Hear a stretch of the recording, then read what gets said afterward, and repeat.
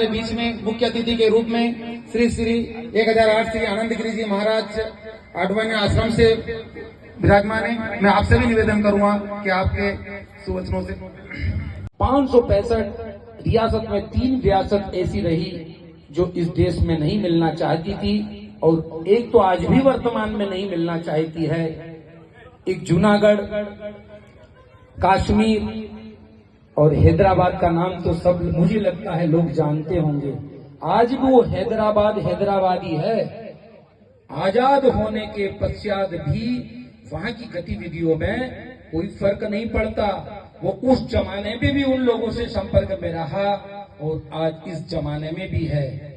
तो कहने का मतलब यह है, ऐसा लोहा पुरुष जो युग को निर्माण करने में, देश की अखंडता में किसी से भयभीत नहीं होते थे, पर वो निश्चित बड़ों का सम्मान करते थे और बड़ों का सम्मान करने के कारण वो पहले पुरुष बनना चाहते थे जनता के माध्यम से। उनकी आत्मीय नहीं थी, पर जनता उन्हें इतनी चाहती थी, पर किसी व्यक्ति विशेष के लिए उन्होंने वो पद छोड़ा और उन्होंने छोटे पद का गृह मंत्रालय जैसे बताया उसके माध्यम से देश का नेतृत्व किया और बहुत ही अच्छा नेतृत्व किया उन्होंने। और देश को आजादी दिलाने में, अंग्रेजों से निजात दिलाने में जितनी योग्यता और भूमिका सरदार वल्लभ भाई पटेल की रही, इतना जुझारू और कर्मठ और कोई देखने को नहीं मिला। क्योंकि जो निर्णय एक बार वो ठान लेते थे वो किसी की नहीं मानते थे। प्रतिमा का निर्माण किया इन्होंने, पद को छोड़कर अपने छोटे पद को लेकर पदगमन सतमार्ग पे करते रहे। भारत की एकाकरण के लिए, अखंडता के लिए उन्होंने अपने जीवन को आहूत कर दिया।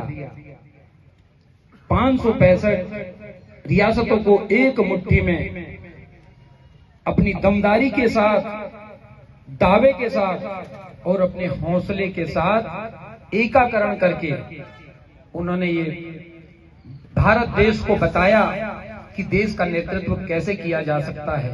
पद होने से देश का नेतृत्व नहीं होता, बड़ा पद, बड़ी प्रतिष्ठा से देश का नेतृत्व नहीं होता।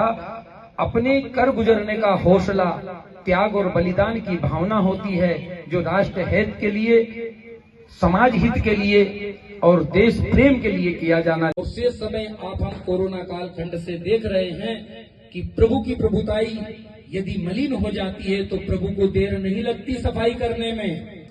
ऐसे युग पुरुष जन्मते रहे हैं और जन्मते रहेंगे इस ध्यान धरा पर। युग बदले हैं पर महापुरुष निरंतर माँ की कोख से जन्म लेते रहे हैं।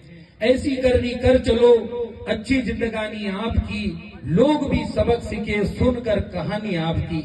तो अच्छी करनी कर चलो। मेरा कहने का तात्पर्य है, महाराज श्री कह रहे थे कि कर्मनिष्ठ बनो, कर्म योगी बनो और कुछ प्रेरणा लो। तो अच्छी करनी कर चलो, अच्छी जिंदगानी आपकी, लोग भी सबक सीखे सुनकर कहानी आपकी। ऐसे चरित्र का निर्माण धर्म नगरी बांगरोड ने जो किया है, पूर्व में प्राचीन खाटू श्याम का मंदिर भी है। मुझे द्वितीय बार यहाँ आने का सौभाग्य मिला और मुझे बहुत अच्छा लगा जब वकील साहब का और हमारे प्रेमियों का फोन आया। तो हम पंपापुरी धाम में हमारी गौशाला का निर्माण कर रहे, वर्तमान में 9 तारीख को उसका गौ माता को समर्पित भी करना है, उसमें लगे हुए थे। तो मैंने सोचा नहीं मैं आऊंगा, तो कहने लगे आपके पास समय है। और महाराज श्री का भी हुआ कि स्वामी जी आ रहे हैं।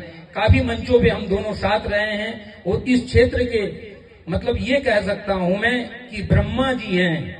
इतने ब्राह्मणों को रोजगार से, संस्कृति से जोड़ने वाला यदि पुरुष है तो सिर्फ ये मूर्ति है जो हमारे सामने बैठी है। जाने कितने ही ब्राह्मणों को उन्होंने वेद से